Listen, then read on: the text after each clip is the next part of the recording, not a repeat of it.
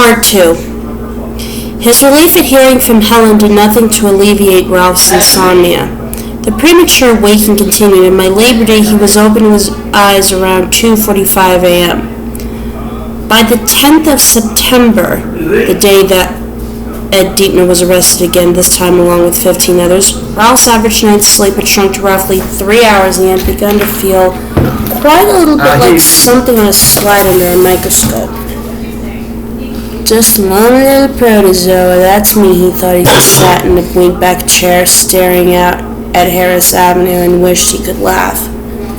His list of surefire, never-miss folk remedies continued to grow, and it had occurred to him more than once that he could write an amazing little book on the subject, if that was he ever got enough sleep to make organized thinking possible again. This late summer he was doing well to slide into matching socks each day, and his mind kept returning to his purgatorial efforts to find a cup of soup in the kitchen cabinet on the day Helen had been beaten. There had been no return to that level since, because he had managed at least some sleep every night, but Ralph was terribly afraid he would arrive there again, and perhaps places beyond there, if things didn't improve. Yeah. There were times, usually sitting in the wing-back chair at 4:30 in the morning, when he swore he could actually feel his brain straining. The remedies ranged from the sublime to the ridiculous. The best example of the former was a full-color brochure advertising the wonders of the Minnesota Institute for Sleep Studies in St. Paul. A fair example of the latter was the Magic Eye, an all-purpose amulet sold through supermarket tabloids like the National Enquirer and Inside View. Sue, the counter girl at the Red Apple, bought one of these and presented it to him one afternoon. Ralph looked down at the badly painted blue eyes staring up at him from the medallion, which he believed had probably started life as a poker chip, and felt wild laughter bubbling up inside him. He somehow managed to suppress it until he had regained the safety of his own upstairs apartment across the street, and for that he was very grateful. The gravity with which Sue had given it to him, and the expensive-looking gold chain she had threaded through the eyelet on top, suggested it had cost her a fair amount of money. She had regarded Ralph as something close to awe since the day the two of them had rescued Helen. This made Ralph uncomfortable, but he had no idea what to do about it. In the meantime, she supposed it didn't hurt to wear the medallion so she could see the shape of it under his shirt. It didn't help him sleep, though. After taking his statement on Ralph's part in the Dietner's domestic problems, Detective John Laydecker had pushed back into his desk chair and laced his fingers together behind his not considerable breadth of neck, and said that the governor told him Ralph suffered from insomnia. Ralph allowed that he did. Laydecker nodded, rolled his chair forward again, clasped his hands atop the litter of paperwork beneath the surface of his desk was mostly buried, and looked at Ralph seriously. "Honeycomb," he said. His tone of voice reminded Ralph of McGovern's tone when he had suggested that whiskey was the answer, and his reply now was exactly the same. "I beg your pardon? My grandfather swore by it," Laydecker said. "Little piece of honeycomb just before bedtime." Said honeycomb to the wax a little, like you would a wad of gum, then spit it out. Bees secrete some sort of natural sedative when they make honey. Puts you right out. "No kidding," Ralph said, simultaneously believe it was utter crap and believing every word. "Why would a person get honeycomb, do you think? Nutra, the health food store at the mall. By this time next week, your troubles are going to be over." Ralph enjoyed the experiment. The calm honey was so sweetly powerful it seemed to suffuse his whole being, but still he woke up at 3:10 after the first dosage, 3:08 after the second, and 3:07 after the third. By then, the small piece of honey that he purchased was gone, and he went out to Nutra right away for another one. Its value as a sedative might be nil, but it made a wonderful snack. He only wished he had discovered it earlier. He tried putting his feet in warm water. Lois brought him something called an all-purpose gel wrap from a catalog. You put it around your neck, and it was supposed to take care of your arthritis as well as help you sleep. It did neither for Ralph, but he had only the mildest case of arthritis to begin with. Following a chance meeting with Trigger Vachon at the counter of Nicky's Lunch, he tried chamomile tea. "That cammy's a beaut," Tricky told him. "You won't sleep great, Ralphie." And Ralph did. Right up until 2:58 a.m. that was. Those were the folk cures and homeopathic remedies he tried. Ones he didn't include mega vitamin packages, which cost more than Ralph could afford to spend in his fixed income. A yoga position called the Dreamer, as described by the postman. The Dreamer sounded to Ralph like a fine way to feel and to look at your own hemorrhoids and marijuana. Ralph considered this last one very carefully before deciding it would likely turn out to be a legal version of the whiskey and honeycomb and chamomile tea. Besides, if McGovern found out Ralph was smoking pot, he would never hear the end of it. And through all these experiments, a voice in his brain kept asking him if he really was going to have to get down to Eye of Newton tongue of tope before he gave up and went to the doctor. That voice was not so much critical as genuinely curious. Ralph had become fairly curious himself. On September 10th, the day of the first Friends of Life demonstration at Woman Care, Ralph decided that he would try something from the drugstore, but not the Rexall downtown where he'd gotten Carol's prescriptions filled. They knew him down there, knew him well, and he didn't want Paul Durgan, the Rexall druggist, to see him buying sleeping pills. It was probably stupid going across town to buy rubbers, but that didn't change the way he felt. He had never tried aided at the Rite Aid across from Stratford Park, so that was where he meant to go. And if the drugstore version of Noon's Eye and Toad's Tongue didn't work, he really would go to the doctor. Is that true, Ralph? Do you really mean it? I do, he said out loud as he walked slowly down Amherst Avenue in the bright September sunshine. Be damned if I put up with this much longer. Big talk, Ralph, the voice replied skeptically. Bill and Lois were standing outside the park having what looked like an animated discussion. Bill looked up, saw him, and motioned him to come over. Ralph went, not liking the combination of their expression. Bright-eyed interest on Bill's face, distress and worry on Lois's. Have you heard about the thing up at the hospital? She asked as Ralph joined them. It wasn't at the hospital, it wasn't a thing, McGovern said testily. It was a demonstration, that's what they called it anyway, and it was at Woman Care, which is actually behind the hospital.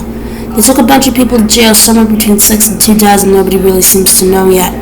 One of them was Ed Deepno, Lois said breathlessly, and Bill shot her a disgusted glance. He clearly believed that handling this piece of news had been his job. Ed, Ralph said, startled. Ed's in Fresh Harbor. Wrong, Bill said. The battered brown fedora he was wearing today gave him a slightly rakish look, like a newspaper man in a 40s crime drama. Ralph wondered if the Panama was still lost. He had merely retired for the fall. Today he's once more cooling his heels in a picturesque city jail. What exactly happened? But neither of them really knew. At that point, the story was little more than a rumor which had spread through the park like a contagious head cold. A rumor which was of particular interest in this part of town because Ed's name was attached to it. Marie Collin had told Lois that there had been rock throwing involved, and that was why the demonstrators had been arrested. According to Stan, who had passed the story to Bill shortly before Bill ran into Lois, someone, it might have been Ed, but it might as well have been one of the others, had maced a couple of doctors who used a walkway between Woman Care and the back entrance to the hospital. This walkway was technically public property and had become a favorite haunt of anti-abortion demonstrators during the 7 years Woman Care had been providing abortions on demand. The two versions of the story were so vague and conflicting that Ralph felt he could reasonably hope neither was true, that it perhaps was just a case of a few over-enthusiastic people who had been arrested for trespassing or something. In places like Derry, that kind of thing happened. Stories had a way of inflating like beach balls as they were passed from mouth to mouth. Yet, he couldn't shake the feeling that this time it would turn out to be more serious, mostly because both Bill and Lois's versions included Ed Deepno, and Ed was not your average anti-abortion protester. This was, after all, the guy who had pulled a clump of his wife's hair right out of her scalp, rearranged her dental work, and fractured her cheekbone simply because he had seen her name on a petition which mentioned Woman Care. This was the guy who seemed honestly convinced that someone calling himself the Crimson King, it would be a great name for a pro wrestler, Ralph thought, was running around Derry, and that his minions were hauling their unborn victims out of town on flatbed trucks, plus a few pickups with the fetuses stuffed in the barrels marked "We Go." Now, he had an idea if Ed had been there, it had probably not been just a case of someone accidentally bonked on the head with a protest sign. Let's go to my house, Lois proposed suddenly. I'll call Simone Castaway. Her niece is the day receptionist at Woman Care. If anyone knows exactly what happened up there this morning, it'll be Simone. She'll call Barbara. I was just on my way down to the supermarket, Ralph said. It was a lie, of course, but surely a very small one. The market stood next to the right end of the strip mall half a block down from the park. "Why did I stop in on my way back?" "All right," Lois said, smiling at him. "We'll expect you in a few minutes, won't we, Bill?" "Yes," Bill said, and suddenly swept her into his arms. It was a bit of a reach, but he managed. "In the meantime, I'll have you all to myself. Oh, Lois, how those sweet minutes will fly." Just inside the park, a group of young women with babies in strollers, a group of mothers, Ralph thought, had been watching them, probably attracted by Lois's gestures, which had a tendency to become grandiose when she was excited. Now, as McGovern met Lois backward, looking down at her with the counterfeit ardor of a bad actor at the end of a staged tango, one of the mothers spoke to another and both laughed. It was a shrill and kind sound that made Ralph think of chalk squealing on blackboards and forks dragged across porcelain sinks. "Look at the funny old people," the laughter said. "Look at the funny old people pretending to be young again." "Stop that, Bill," Lois said. She was blushing, and maybe not just because Bill was up to his usual tricks. She also heard the laughter from the park. Bill undoubtedly had too, but Bill would believe they were laughing with him, not at him. Sometimes, Ralph thought warily, a slightly inflated ego could be a protection. McGovern let her go, then removed his fedora and swept it across his waist as he made an exaggerated bow. Lois was too busy making sure that her silk blouse was still tucked into the waistband of her skirt all the way around to pay him much notice. Her blush was already fading, and Ralph saw she looked rather pale and not particularly well. He hoped she wasn't coming down with something. "Come by if you can," she told Ralph quietly. "I will, Lois." Bill slipped an arm around her waist, the gesture of affection, both friendly and sincere this time, and he started up the street together. Watching them, Ralph was suddenly gripped by a strong sense of déjà vu, as if he had seen them like that in some other place, or some other life. Then, just as Bill dropped his arm, breaking the illusion, it came to him. Fred Astaire leading a dark-haired and rather plump Ginger Rogers out into a small-town movie set, where they would dance together to some tune by Jerome Kern, or maybe Irving Berlin. "That's weird," he thought, turning back toward the little strip mall halfway up Mile Hill. "It's very weird, Ralph. Bill and Lois are about as far from Fred and Ginger as you—" "Ralph?" Lois called, and he turned back. There was one intersection and about a block's worth of distance between them now. Cars zipped back and forth on Elizabeth Street, turning Ralph's view of them into a moderate stutter. "What?" he called back. "You look better, Lois. Are you finally getting some sleep?" "Yes," he returned, thinking just another small lie to another good cause. "Didn't I tell you you'd feel better once the seasons change? See you in a little while." Lois wiggled her fingers at him, and Ralph was amazed to see bright blue diagonal lines stream back from the short but carefully shaped nails. They looked like contrails. "What the fuck?" He shut his eyes tight, then popped them open again. Nothing. Only Bill and Lois once again walking up the street to Lois's house, their backs to him. No bright blue diagonals in the air, nothing like that. Ralph's eyes dropped to the sidewalk, and he saw that Lois and Bill were leaving tracks behind them on the concrete. Tracks that looked exactly like the footprints in the old Arthur Murray learned to dance instructions he used to be able to get by mail order. Lois's were gray, McGovern's, larger but solidly delicate, were a dark shade of olive green. They glowed on the sidewalk, and Ralph was standing on the far side of Elizabeth Street with his jaw hanging almost down to his breastbone. He suddenly realized he could see little ribbons of colored smoke rising from them, or perhaps it was steam.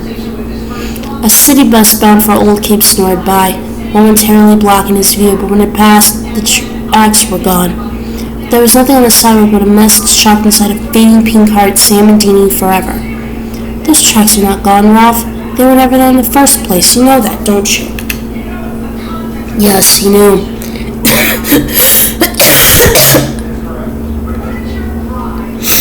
The idea that Bill and Lois looked like Fred Astaire and Ginger Rogers had gotten into his head, progressing from that idea to an hallucination of phantom footprints leading up the sidewalk like tracks in an Arthur Murray dance diagram, had a certain bizarre logic.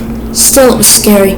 His heart was beating too fast, and when he closed his eyes for a moment to try and calm down, he saw those marks trailing up from Lois's waving fingers like bright blue jet contrails. "I've got to get more sleep," Ralph thought. "I've got to. If I'm have to start seeing anything." "That's right," he muttered under his breath as he turned toward the drugstore again. "Anything at all."